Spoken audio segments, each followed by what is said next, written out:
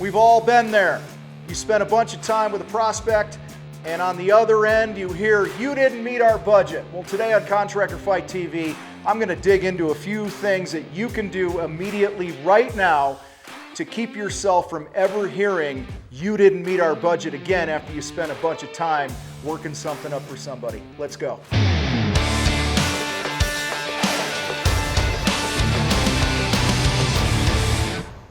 All right, before we dig into this, approximately 51% or so of you that are watching this video are not subscribed to Contractor Fight TV. What? Come on. Hit the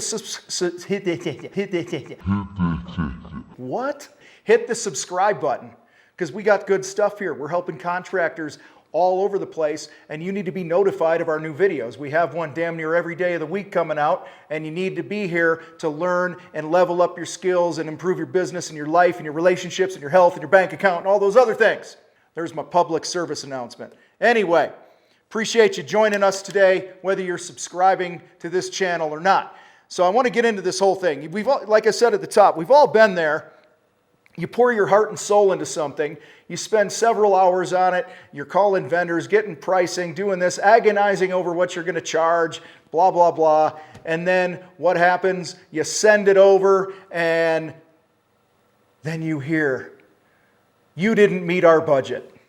That's more than our budget. That's more than we planned on doing, and you got a big fat goose egg on the sales board for the day.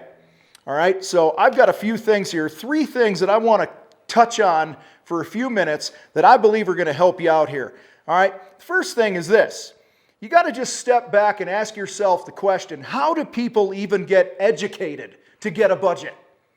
Right? Like, I'm a homeowner. I'm not in the trades. I don't know anything, right? How do they get their information on what the budget should be? Now, one thing is they might go, we got 20 grand and that's all we have. And, you know, maybe the wife wants this beautiful kitchen and the husband says, we're only going to do 20 grand because he's a dick and he doesn't want to give his wife what she wants. And then he ain't going to get what he wants later. So anyway, you got that going against them. So maybe that's how they do it. They just go, you know, yeah, we're going to spend 20 bucks on the house or the kitchen or the paint job or whatever. More likely, they're being educated through things that are on TV, things they're finding online in search engines. They're talking to their friends. They're posting in a Facebook group or whatever it might be, or they're talking to a coworker and go, yeah, we're looking at getting the kitchen remodeled this year. And they're going to say, oh, yeah, we had ours done a couple years ago. Oh, yeah, what'd you guys pay for that, right? There's conversations that go back and forth. So, and I literally wrote these notes right here, if you can see it. Here's my notes for this video. Not a whole lot of notes here, okay? But the thought was, as I'm laying in bed writing this last night, why are they not being educated by you?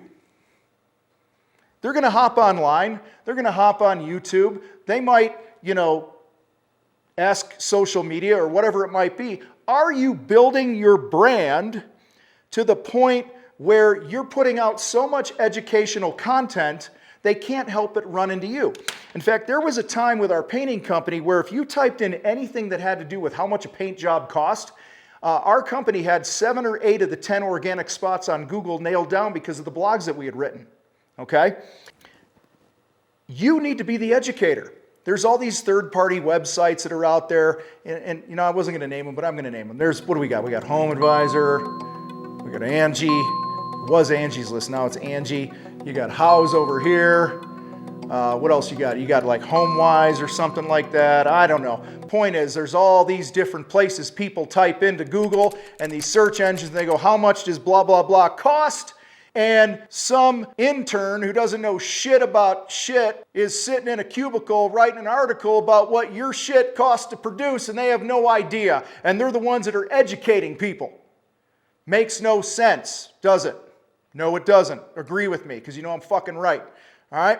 So, if you want to quit hearing you didn't meet our budget, create content to educate people. That's going to do a couple things. Number 1, they're going to get the right numbers. Number 2, people are going to opt out of calling you or filling out a form on your website because they're going to realize, I don't have that much money.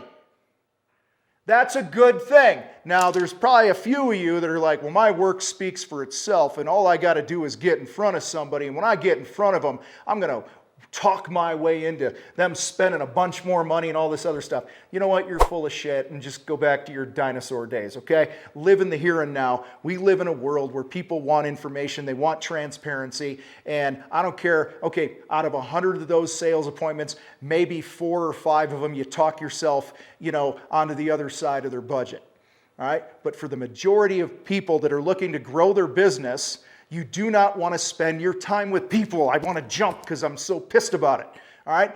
A lot of you guys are like, I just need to get in front of more people. I just got to write more estimates. That's the biggest fucking waste of time in the history of contracting.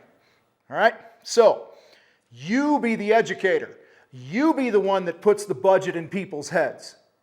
All right? One of my clients, I just did one of our Sales Warrior workshops with a couple weeks ago. He shared with me a story of how this family has been saving for 10 years to have his company do this water feature project. 10 years, because he was the most elite builder in their area for what they wanted. They saw his work, they see him online, they see his website, his social, his trucks all over the place, and they were willing to wait for his company.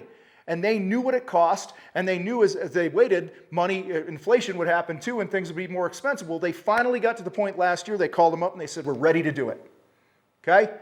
So, you only want people that are going to be a good fit reaching out to your company.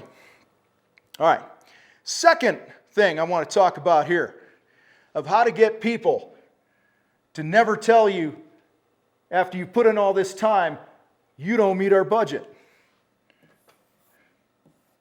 Shin. Foo. All right. I just slipped. Shin. You want to shin fu people before you spend a lot of time with them. All right, that was my bad Japanese movie lip syncing impersonation. What do I mean by this? This is pre-qualification. It is a 5-step process that we teach people. We talk about motive, we talk about money, we talk about the truth, like, hey, if I come out there and tell you basically the same thing I told you on the fucking phone and this and that, what's going to happen next? We're going to give each other permission to tell each other no and stop wasting each other's time. It's too much to explain right here. Number 4 is we're going to make sure all the influencers, decision makers are on the same page. And then we have what we call the BS meter, is step 5, which is a consultation fee. If you do steps 1 through 4 properly, step 5 doesn't even matter because you're going to be picking up a deposit check if you go out to the home. All right? It's very rare that when you do it properly that you even need to pick up a consult fee. You don't want the consult fee, but we call it the BS meter to see if people are full of shit or not. All right? So if you're tired of hearing, oh, you didn't meet our budget after you just spent hours a week writing bids and speaking hours a week, the average contractor, okay, spends 4 hours per bid or estimate. We've surveyed contractors for the past 7-8 years.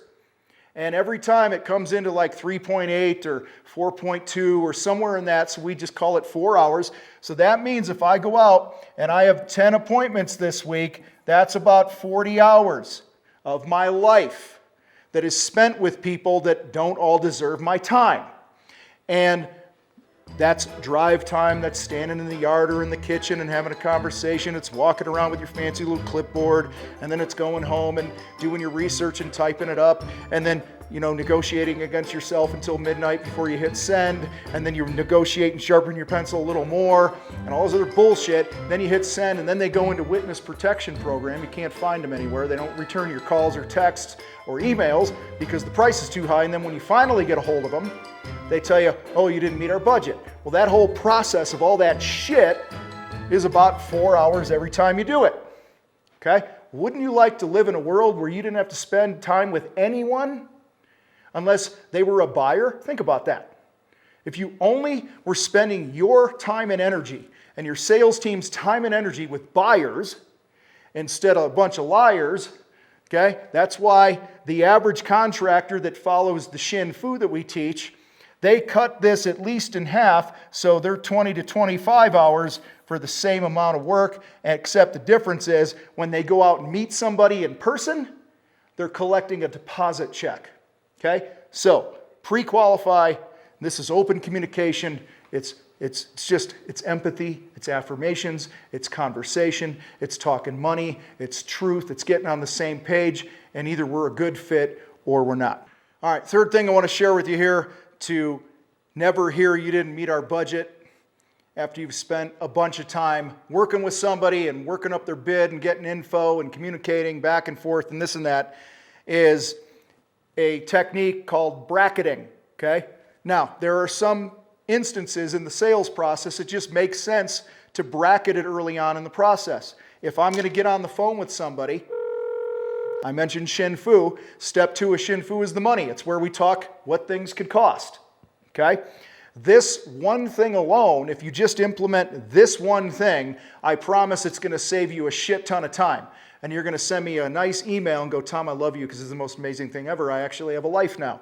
All right? If you just bracket the combination of all these three things, you're going to be coming over and knocking on my door wanting to hug me with your shirt off or something. Oh, so anyway, yeah. Bracketing works like this. After I know what you want, I know why this kitchen is important to you. We got your motive. Step 1 of our Shin Fu. We really dig into the motive. I'm going to transition to money, and it's going to sound like this. You know, Joe, I think I got a pretty good handle on what you're after here for your project. And then I'm going to repeat it back to them. You know, this is important to you, and you said this, and blah, blah. Did I get that right? And they're going to say, got it. Now I'm going to ask permission to talk about money. I'm going to say, are you cool if we talk about what something like this might cost? I just want to make sure that we're on the same page here and that I'm designing and I'm going to provide what you're really after here. They're going to say 100% of the time something along the lines of either, yeah, that'd be great, or wow, I didn't know you could do that without coming out here and measuring and shit like that. And go, yeah, we do jobs like this all the time, and I just want to give you a couple different ranges of what this might cost. 100% of the time they're going to be cool with it. And then I'm going to do this. I'm going to start high. I'm going to go, you know, we come out there, give you a magazine-worthy project. Like, you're going to have the type of kitchen, project, whatever it is, where we pull out all the stops, everything's the top-end finishes. We're going to blow out the ceiling and put a vault in here and do this, and we're going to dream and make this the biggest, coolest thing ever. And something like that might run between, I don't know, $300,000 down to somewhere around $225K to do something like that. Then I'm going to shut my mouth for a second. Sometimes they go, oh, okay, that sounds good. Then I'm going to say, or we don't have to blow out the ceiling and the vault and blah, blah, blah, and the high end. We could give you a really kick-ass kitchen remodel project. You know, this is something you'd be really proud of, meet the needs that we talked about, certainly on the higher end. And something like this might be, you know, $125,000 to $100,000. And then here's the golden question. Which of these conversations does it make the most sense for us to have today? And then shut your mouth. Okay? What's going to happen is 100% of the time, you're going to get their budget. Now, you've already played your hand here because you know what shit costs. You know what the ranges are. You're painting two different pictures and talking about what the money could be. You're bracketing with each one of them because you don't know all the selections or whatever it might be, and that's totally cool. All right? Because you got to work that shit out later. But at least you're getting in the same ballpark. Many times they're going to go, you know, we were thinking it'd probably be somewhere around that $200,000 mark. And then you would go on with the rest of the sales process that we teach. Other times they would go, well, there's no way we're spending that top line amount of money. We're only going to be in the house another 5 years, you know, or 8 years or whatever it might be. You know, and even the 100 to 125 range you gave us, that's a lot more money than we actually planned on spending. Okay, now how much time have I invested here so far? Maybe 20 minutes on the phone, maybe 15, maybe 10, maybe 30, whatever. But I haven't jumped in my truck. I'm not running around there, okay? So if they say, well, both of those are off the table, what would you like to do next? I don't know what that means, but those are the first letters of everything. What would you like to do next? You know, yeah, that's out of the question. This one's way out of the question. We only wanted to spend 50 or 60 grand on this thing. Hey, you know what? Empathy, affirmation, I get it. You know, sometimes it doesn't make sense to spend that much money on something that you're not going to enjoy for many years to come. So what do you think our next move is here? What do you think we should do next? Many times, they'll find a way to make it happen because they've connected with you throughout this process. They'll go, you know what, let me talk to my spouse. Let me get back to you on this because, you know, I thought our 50, I've heard this before, I thought our 50 to 60 might have been a little low for whatever reason. Guys, don't be a mind reader, okay? It's their job to find their money. It's not your job to find their money, and people buy for their reasons, not ours. Our job is just to communicate well with people and lay out their options and shut our mouth. All right? And when you bracket properly, you will always be guiding them to the real truth about the budget. Because if I come right out before I spend a lot of time on something, typing shit up, and I go, Mary, what's your budget for this project? It's going to be one of two things. Number one, she's going to lie to me and go, oh, it's 50 grand. And she's going to lie to me. And she's going to lie to me. Okay? Why? Because she's afraid of getting taken advantage by a salesperson. Or they're going to play dumb and go, oh, we don't know. We never thought about anything like this. We've never done a project like this. Trust me, everybody fucking thinks about the money. All right? So basically, you are calling them to a decision on the budget with no bullshit through bracketing. All right? So my friends, create great content, pre-qual with the shin fu like a mofo, and bracket, and I promise you will stop hearing you're way more than our budget, or you didn't meet our budget after you've spent a bunch of your time on this. All right, appreciate you guys hanging out here on Contractor Fight TV. Head to thecontractorfight.com.